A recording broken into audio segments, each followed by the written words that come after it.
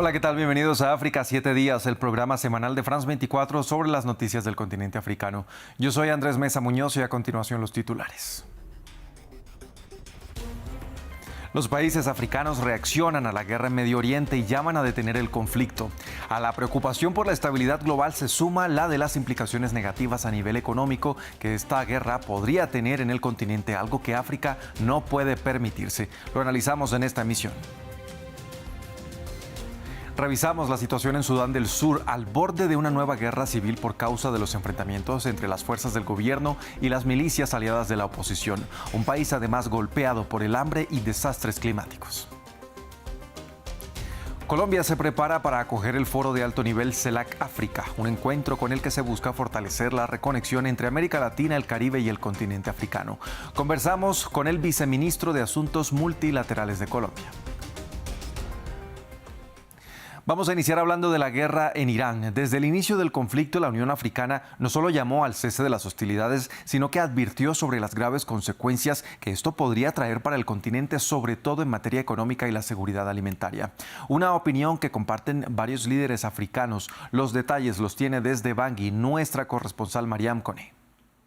Una situación profundamente preocupante. Así es como la Unión Africana ha calificado la escalada militar entre Israel e Irán en un comunicado. La organización que reúne a los estados del continente llama a la desescalada y advierte del riesgo de una crisis que podría agravar la inestabilidad mundial. Varios jefes de Estado africanos, desde Algeria hasta Kenia, pasando por Senegal o Ghana, han reiterado este llamado a la calma. Sudáfrica, por su parte, recuerda que el argumento israelí de un ataque preventivo no puede justificar la legítima defensa. El ANC, el partido en el poder en Sudáfrica, fue incluso más lejos al pedir el fin de las tácticas de intimidación de Estados Unidos en Medio Oriente.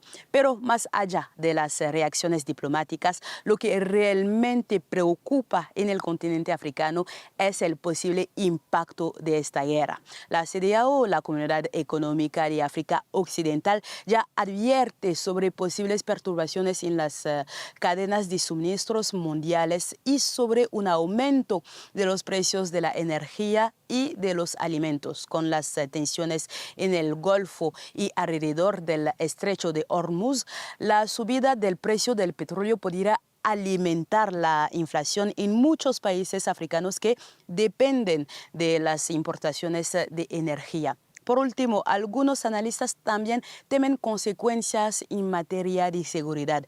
En el Sahel, especialmente Níger, Mali y Burkina Faso, donde Irán apoya a algunos socios en materia de defensa, el conflicto podría reavivar tensiones geopolíticas.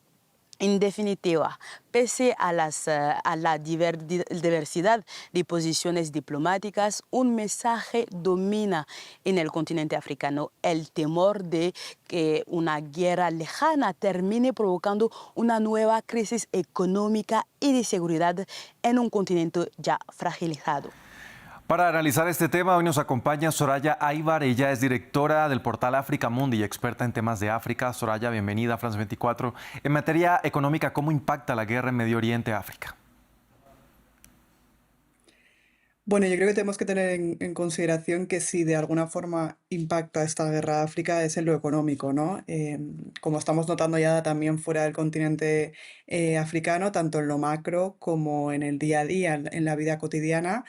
En lo macro, al final es una crisis de una magnitud donde se suele fortalecer el dólar, sobre todo en este caso, ¿no? Y se suelen endurecer las condiciones financieras en un continente, además, como es África, donde muchos países africanos tienen una deuda externa denominada en dólares, por lo cual encarecería el servicio de esa deuda, justo en un momento también en el que las vulnerabilidades ya son de por sí muy altas, ¿no?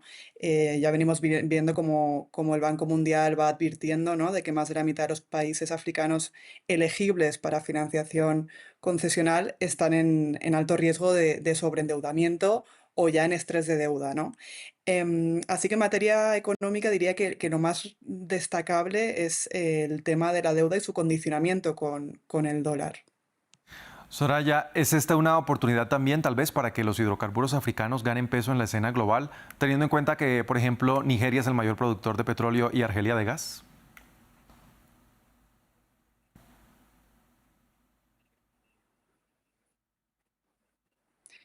Creo que es una oportunidad para que los hidrocarburos africanos ganen peso en la escena global, pero creo que no deberíamos exagerar esa oportunidad, ¿no? O sea, cada vez que Oriente Medio entra en una fase de guerra o de gran inestabilidad, el resto del mundo vuelve a hablar de esa diversificación de suministros energéticos y en este caso de la mano de los hidrocarburos africanos, ¿no? Ahí entran productores africanos como Argelia, como Nigeria, como Angola o como Libia, que ganan visibilidad, pero si bien es cierto que es una visibilidad un tanto reducida o un tanto limitada. Vemos el petróleo que está por encima de los $100 y cómo los exportadores africanos pueden ingresar más si ese nivel se mantiene más o menos, ¿no? Ahora bien, hay un matiz muy importante y es que varios de esos países africanos exportan crudo, pero siguen importando gran parte de los combustibles refinados que consumen. Hay varios medios, por ejemplo, que apuntan precisamente como Nigeria o como Ghana producen petróleo, muchos productos refinados, por lo que el beneficio no se acaba trasladando automáticamente a los ciudadanos de los países africanos, ¿no? Por lo tanto, en general, y a modo de resumen, África puede ganar peso como proveedor, sí, es evidente, pero solo de forma parcial y posiblemente también de forma desigual, ¿no? Para convertir esa coyuntura en una ventaja que sea real, hace falta muchas cosas que no sé si nos daría tiempo a hacerlas y a cambiarlas de aquí a que el continente africano gane legitimidad en ese sentido, pero haría falta refino, haría falta infraestructuras, haría falta seguridad en instalaciones como las libias, ¿no? Estabilidad regulatoria, capacidad logística.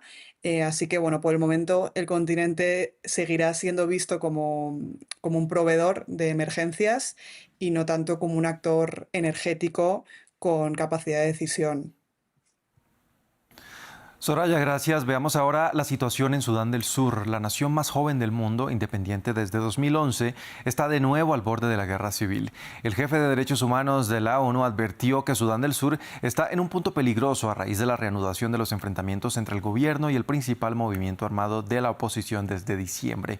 Y ahora el éxodo de miles de civiles en el principal bastión opositor, donde se exigió la evacuación de la misión de Naciones Unidas y de las ONG presentes en la zona. Los detalles en el siguiente informe de Maxime Pluvine.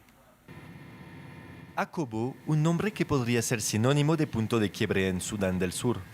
Miles de civiles huyeron de esta ciudad al este del país africano, tras una orden de evacuación del ejército.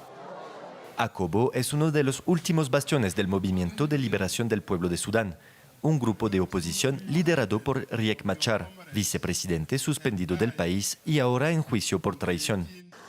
Desde la guerra civil de 2013, Akobo era un refugio relativamente seguro para 82.000 desplazados buscando protección de los cascos azules de la ONU. Estamos en Akobo, no muy lejos de los combates. Hubo enormes desplazamientos aquí. En este hospital se pueden ver las víctimas de esa situación, sobrevivientes con heridas de bala, una abuela de 70 años, un pequeño niño llamado Cole, que espero que sobreviva. El Ejército Nacional ordenó también a finales de febrero a la misión de la ONU cerrar su base en Akobo. Al dejar su mandato en el mismo momento, el ex jefe de los cascos azules en el país dejaba ese mensaje.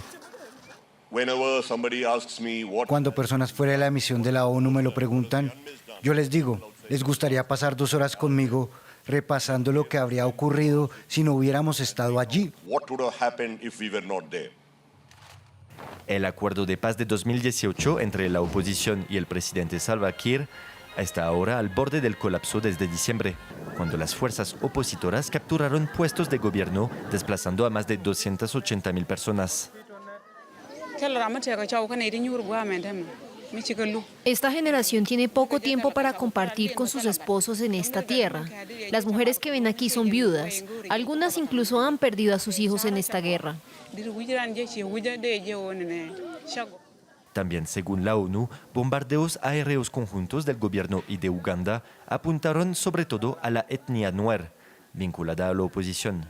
La situación está agravada por la llegada de más de 1,3 millones de personas refugiadas de Sudán, el país vecino en guerra desde 2023.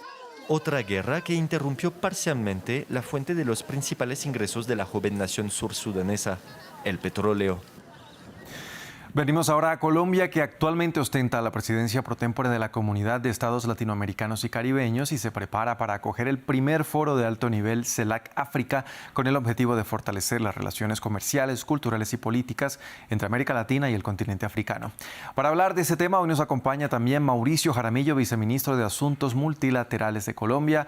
Señor viceministro, bienvenido a France 24. ¿Cuál es la importancia de este foro y qué temas se abordarán, por ejemplo?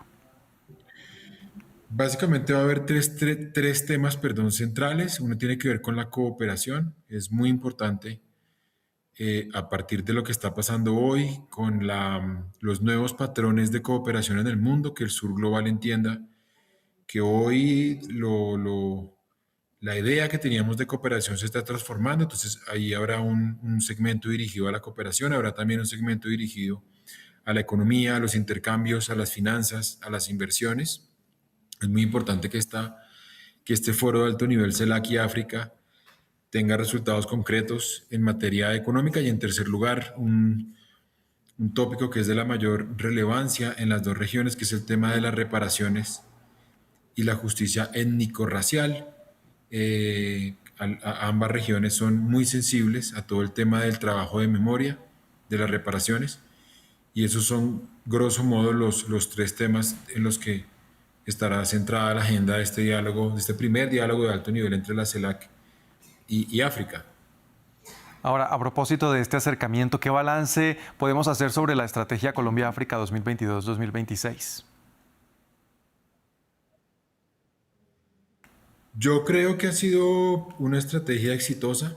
Hay que recordarle a la gente que Colombia, a mediados de los 90, desarrolló una estrategia al África. La primera vez que un presidente llegó al África subsahariana, eso ocurrió con Ernesto Samper. Luego, a partir de ese momento, pasaron los gobiernos de Pastrana, de Uribe, 2 veces, de Santos, 2 mandatos, de Duque, y ninguno emuló un poco los pasos de Samper, ninguno siguió por esa senda que se abrió. Este es el primer gobierno que lo hace.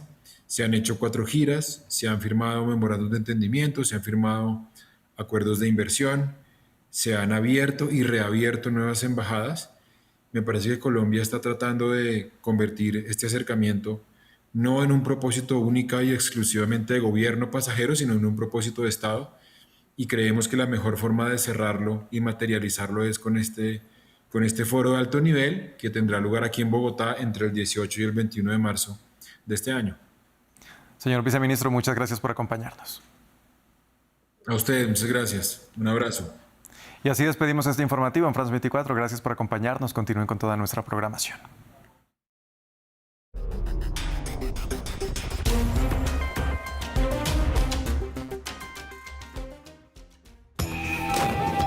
Guerras, desastres naturales, crisis devastadoras. Volvemos a los lugares que fueron noticia y visitamos a los que han reconstruido sus vidas. ¿Qué pasa con las comunidades afectadas tiempo después? Acompáñenme en boleto de vuelta por France 24 y France24.com.